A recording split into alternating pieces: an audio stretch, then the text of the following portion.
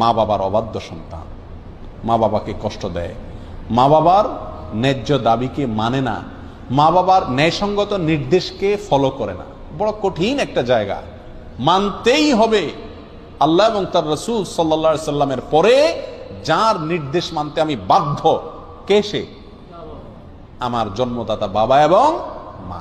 যতক্ষণ সাধ্যে কুলায় মানতে হবে, শুনতে হবে। আজ আমাদের অবস্থা হয়ে গেছে যে আমরা ওই যে এর আগে একটা হাদিস আপনাদেরকে শুনেছিলাম, 15টি বদভ্যাস যখন কোনো জাতির ভিতরে আসবে তখন আল্লাহর গজব সেখানে সে জাতির উপরে চলে আসবে।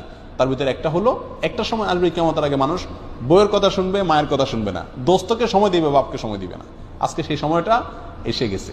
আমাদের উচিত মা বাবার নির্দেশকে সর্বোচ্চ গুরুত্ব দিয়ে দেখা। আমরা জানি বৃদ্ধ বয়সে মা বাবা অনেক অযৌক্তিক নির্দেশ করবেন।